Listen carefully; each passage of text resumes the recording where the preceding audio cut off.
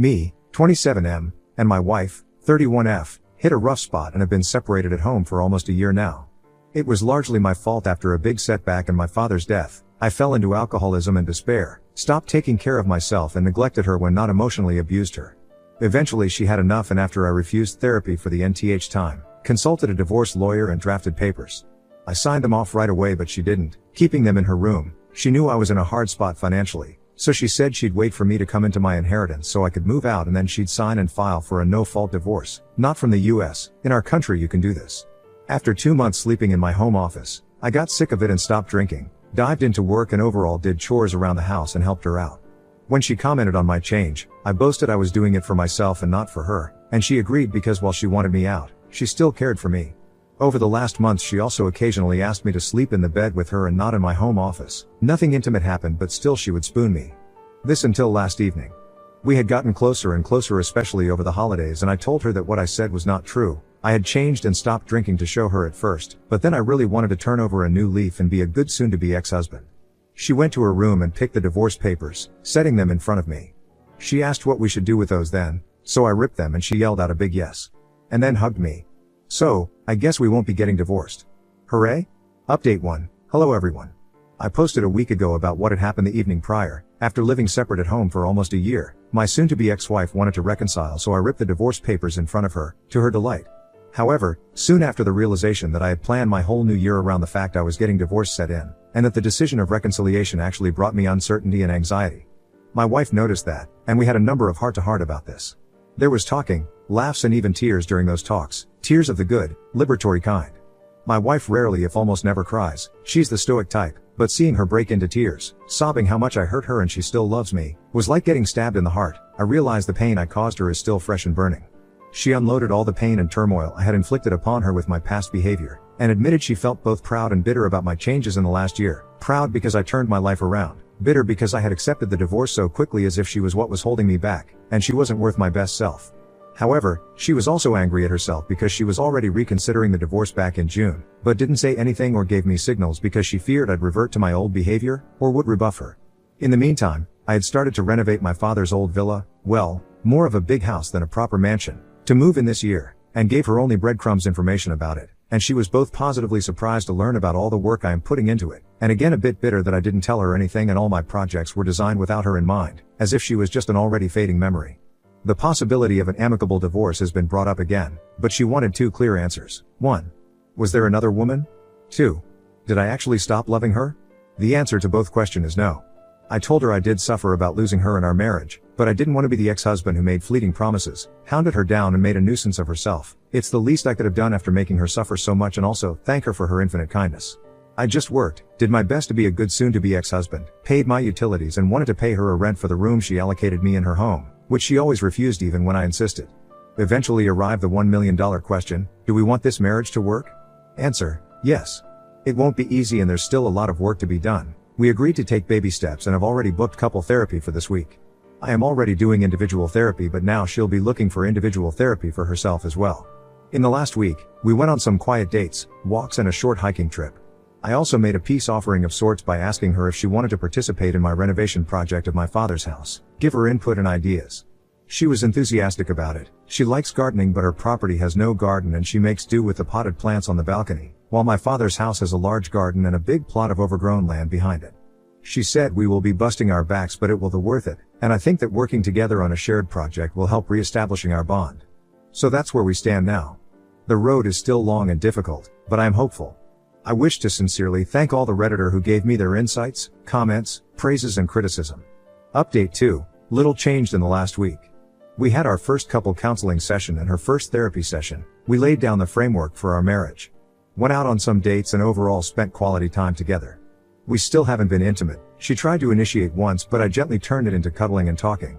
Another issue is that I have some difficulties sleeping in the same bed as her, not because I have something against her, but I'm so used in sleeping in my own bed that often I sleep 1 or 2 hours with her, wake up and head to my home office/bedroom and sleep there. I wake up earlier and fix breakfast for her. She's happy about it, but mentioned once I didn't sleep with her. Do those things take time? I believe so, but I'm a bit scared I'm giving the impression I gave up on our marriage. I believe it will take months and lots of work to get back at how we were, while she thinks the process should be quicker and I'm being too hard on myself and her. Update 3, I have been sober for over a year, and got sober after she served me divorce papers. She decided to try to reconcile last January, and although things have been not easy to say the least, we still sleep separately. I don't feel secure enough to have sex with her, and we do lots of individual and couple therapy, we somehow are managing. However, despite what she says, I can't get over the shame that I have been a useless and abusive drunkard and she probably remembers me as such, and the shame and guilt become unbearable. I work as a civil servant, in family services, ironically enough, and recently I got moved to the cabinet in the provincial government, even had a photo shaking hands with our Prime Minister. My wife picked this photo and put it on Facebook for everyone to see, writing how proud she was.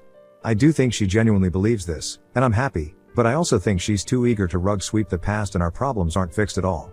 I still feel lots of shame and guilt towards her every time I look at her, and at a certain point even looked forward to divorce, but she insists I am doing all the right things, and if I love her, divorce would be something I'll end up regretting. I just feel we will never overcome this, and although many moments are happy and I do my best to give her quality time, cook her favorite dishes and get her gifts, I can't help but feel hopeless and even alone in my feelings. She wants for us to move on, but while for her it might be easy to forgive me, for me it's not easy to let go of the shame of what I was to her. My therapist says I have to deal with it on my own as I caused all this, and I agree, but I don't know how to move forward. Is there something I can do, or should I learn to accept this and live with it? Maybe with time it will get better? After all, a year sober is almost nothing. Update 4, she had every right to file for divorce because of my alcoholism. She didn't deserve that. In the meantime, I was sick of it, so I stopped drinking, focused on my career and on renovating my father's house. She wanted to reconcile upon seeing those changes, and I agreed. But now I'm realizing I had internalized the divorce in my life plans. I planned my new lessee on life about it. I can't see myself being intimate with her. She tried a couple of times and I gently turned her down. As a gesture of goodwill, I asked her if she wanted to participate in my father's home renovation project, and she accepted with enthusiasm. She always wanted a garden. Now I'm regretting it because that was supposed to be my retreat from the world and I will have to share it with her. I said all of this to her. She was upset but also understanding. In her opinion, part of the fault is hers. She never communicated about reconciliation and sprung it up on me, and as a result what should have been a happy thing became a source of stress and anxiety for me. My therapist and her are saying this is my depression talking, but I'm not so sure. Are we truly done? Update 5, not really an update, just a new development. I showed her the last thread. She's reading it on her phone. She said she already knew many of the things I wrote, including the comments about jam and flowers.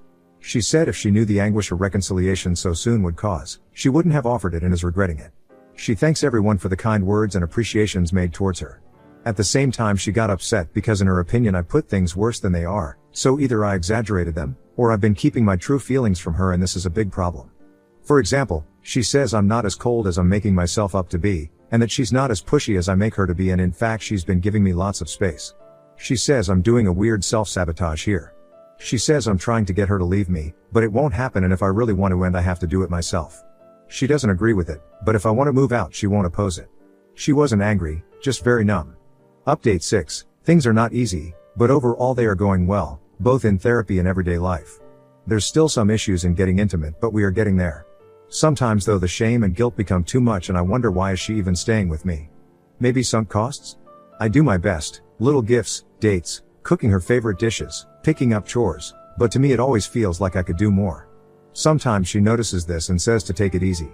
She says I try too hard sometimes and it comes off as artificial. She likes that now I'm all smiles, always shaved, well dressed and gentlemanly with her, but joke that sometimes I look like the president of her country of origin. I'm doing my best though, even at the cost of overdoing it. Update 7, 2 months later, things are going lukewarmly well.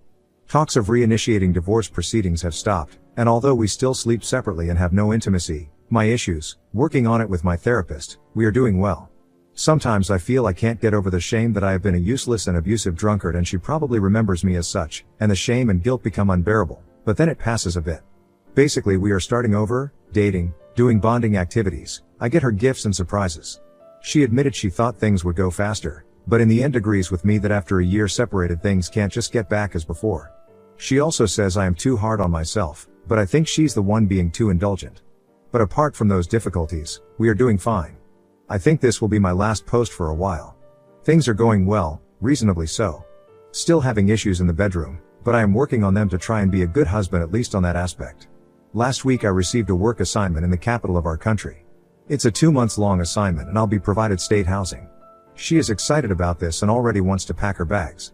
I have my doubts about her coming along for her own sake. She has friends and family here, me not so much. Cut them all off and not interested in reconnecting, her support system as a whole. She has reasons and loved ones to stay here, unlike me. She won't budge, since we are married it's her full right to come along, and since she has her own e-commerce business she can manage it remotely. Plus she wants us to get back home every weekend. I know better than dying on this hill, so I'll be leaving with her. That's it. Naturally I am always, cautiously and within reason, hopeful about our future together. Update 8, just dropping by to say this will be really my last post. I couldn't take it anymore and I did not understand why I kept having negative thoughts about my wife and me despite things going well, and some of you got into my ear there could be something wrong in my head. So we got in touch with a professional, got tests done and found out my blood values were very screwed up. This led the doctors to speculate a chemical imbalance in my brain and prescribe me antidepressants. Not exactly antidepressants, they are mood regulators they told me. Both my wife and I were hesitant about this, but I gave it a try and lo and behold, my negative thoughts disappeared overnight. I finally feel in control of my emotions, I feel that I love my wife, and I feel that things can and will get better. I was putting on a front before, but now I really enjoy spending time with her and make her smile. We started making love again, and no blue pill was needed, lol, and we get back from the capital every weekend. We are turning my father's old villa into our private retreat and love nest. I did apologize for my unreliable behavior in the past months after she had extended me an olive branch. She said she doesn't blame because of what we know now, but I still think it's not a valid excuse. I should have sought medical help sooner. Now I can say, and mean it, that I'm happy and grateful my wife practically gave me a third chance, and I don't want to waste it. I want to make her smile every day and enjoy everything to the fullest. I guess this is it and you won't be hearing from me ever again. I just want to thank you guys for your inputs, opinions, advice and criticism. Veraspera, Ad Astra. Comments, Taiwan Bandit, congrats op. Many have been following your story and happy you gave us a positive story to read. Continue to take care of you and your wife. Op, thank you my friend, I will. It feels like I've been on a very long hangover and it cleared up just now. Shining Moon TTV, oh hey, I remember your other posts. Way to go man. Keep up the awesome work and cheers to a better future for everyone involved. You deserve to smile. Veronica 9216, I followed your story, and I was one of those thinking there was something wrong in your head. No offense, I mean the chemical imbalance. I'm glad to see medication has improved you and your wife's quality of life. I think she's especially happy because after all this time she finally got back the love of her life. Op, thank you. I admit I am a bit afraid I could end up hooked on medication for the rest of my life, but doctors reassured me it won't be the case, and anyhow the priority is our wellness. Now on to the next story. Story 2. Caught my wife in bed with another man while I was traveling for my job as an archaeologist. My wife and I met in Savannah, where we both attended college in very different fields. She was going for scriptwriting and I studied archaeology. The first date went well enough that we continued seeing each other, and the more we did, the more we realized just how perfect we were for each other. She was a little geeky, very feminine, and very good at communicating. When we first dated, we went out together weekly for trivia night at our favorite place and saw each other any chance we got during the week. Before her third year in school started, she moved in with her mom to save money because living on campus wasn't the best financial decision. From the first time I met her mom over dinner, she loved me. So did her sister and nieces. They all accepted me as if I was always part of the family. I had a job lined up as an archaeologist as soon as I graduated. My wife had a little trouble finding a job with her degree. So, she started writing scripts to submit to several streaming services and channel networks. None of those panned out. Meanwhile, I proposed and we moved into the house I bought. Regardless of her income, I knew I wanted to marry her. As my wife, she continued writing for about a year, but after that she caved in and got a job as a receptionist at a non-profit organization.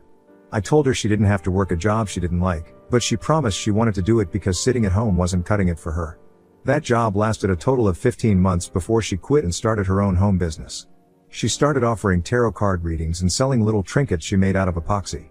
Every Saturday, she went to the market with a cart full of her art projects to set up at a table she decorated to look pretty inviting and mysterious. I was surprised at how much money she managed to pull in from doing this. As an archaeologist, I had to travel for work. I would be home for about 2 weeks at a time, then leave for up to 6 weeks at a time. That was the longest it ever was, which I didn't think was that bad. Sure, I missed the intimacy with my wife, but that's what makes marriage so sacred. You wait and remain loyal to your spouse no matter what life throws at you, and when you reunite, it's the most rewarding relationship experience. I returned from a 6-week trip at one point, and after we had wonderful reunion sex, it seemed like something was bothering my wife. It was like she wanted to say something to me, but wasn't sure how I'd take it. As we sat watching a movie, she clung to her phone and I could feel her heartbeat racing. I finally paused it and confronted her, saying it was obvious something was on her mind. She swallowed hard and started to cry. She admitted she'd met someone at the market that she really enjoyed talking to. She said she wanted to consider being a life coach to said person, but she wasn't sure how I'd feel about her talking to him every day. I asked her if I could read what they'd said to each other so far, so she gave me her phone after she scrolled up on the messages. There wasn't much that screamed infidelity to me. She just asked him how he was handling the move, and reminded him that while having to relocate your family is a huge pain and life obstacle, it isn't the end of the world, and he didn't have to feel trapped. We all have the free will to do whatever we feel like, up to and including buying a plane ticket out of the country and never looking back. I told her it was fine for her to coach people and have friends, I just wanted to know the first names of the people she talked to, and made it clear that I trusted her not to start an affair or behave inappropriately with anyone. She was accepting of my terms, but I did notice a little disappointment in her. Not enough that I could say anything, she would have denied it. Half a year passed without an incident or any trouble in our relationship. While I was away, working in Tennessee, my wife called me one evening as I laid in my hotel bed. She was crying, saying she needed to ask me a question that had been on her mind for some time. I told her to ask away, and that I wouldn't be mad at her just for asking a question. She asked me if I wanted to sleep with other women whenever I went on a work trip. I told her no, absolutely not. I never felt the need to sleep with a woman I didn't love or commit my life to. I would wait as long as it took to sleep with her because she was my everything. She was surprised, but seemed comforted. She told me if I ever did want to, I could tell her and she wouldn't be mad. I told her she didn't need to worry about it because it never crossed my mind. I reminded her that when I chose to get married, I made her my one and only for the rest of my life. As much as I would be an archaeologist for the rest of my life. I told her I never wanted anything to come between us, and that sleeping with other people was just a recipe for disaster that could lead to jealousy, problems, and divorce. She agreed with me and seemed to feel much better. She told me she loved me with all her heart and wanted to be my good, loyal wife for life. With that, we said goodnight. The next morning is when my gut started twisting and knotting. I didn't know what was going on at first. I honestly considered food poisoning as a possibility, but after giving it a moment's thought, I realized I wasn't sure I could trust my wife. She never asked me if she could sleep with someone else, but she kind of went around the question by asking me if I wanted to. I decided to go home early, even though my request was denied. I was risking my whole job to drive back home before I was scheduled to leave. After hours of worried driving, I arrived home to find my wife's car in the driveway, and no suspicious activity. I was relieved, but that was short-lived. As soon as I unlocked the front door, I heard sounds coming from our bedroom. I raced to it to find my wife having sex with another man. When she saw me standing in the doorway, she screamed. I yelled for App to get out of my house, which he did, after scooping up his clothes. I just stared at my wife in disbelief for a few seconds before reminding her that I had just told her how much I didn't want either of us to sleep with other people, and how bad it would be for our relationship. She just whined and asked me what she was supposed to do when most of her life was spent waiting for me to love her, instead of actively loving her. I told her she should do what any normal person has to do when they don't have access to a lover. Not meet some stranger and decide to take him to her marital home to have sex while her husband was out working. I told her this went against everything marriage stood for, and that whatever fantasy she had about an open relationship wasn't going to happen with me. I demanded a wife, in all senses of the word. She was on her knees, crying her eyes out, begging me with cupped hands to forgive her. She blamed herself for talking to other women about her situation, and listening to them when they told her to do whatever she felt was right. I was beside myself. I couldn't believe that even though I was totally clear about how I felt about an open relationship, she still went and talked to other women who encouraged her to give in to temptation and betray her vows. She cheated on me. She kept me in the dark and I still caught her sleeping with him. I told her to get out. She told me she didn't know where to go. I told her I didn't care. I knew she had family and friends that wouldn't let her spend a night outside, so I told her to go to one of their houses. She wouldn't move. All she did was sit in the hallway, making all kinds of remorseful noises. Whenever she thought of something specific, she'd start sobbing all over again.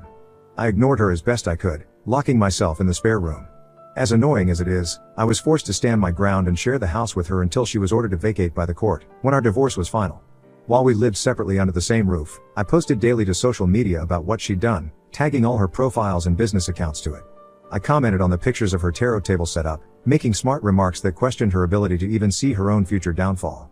This definitely impacted her reputation. A lot of would-be customers took one look at her social media accounts and found at least one of my comments. It was enough that she lost all motivation to do it. She didn't even try getting a job in her degree field again. My testimony, along with the phone records I requested, were enough to avoid alimony payments. So, without any life prospects or motivation, my divorced ex moved back in with her mother, sister, and nieces. She's basically back to where she was in high school, except much older and sadder.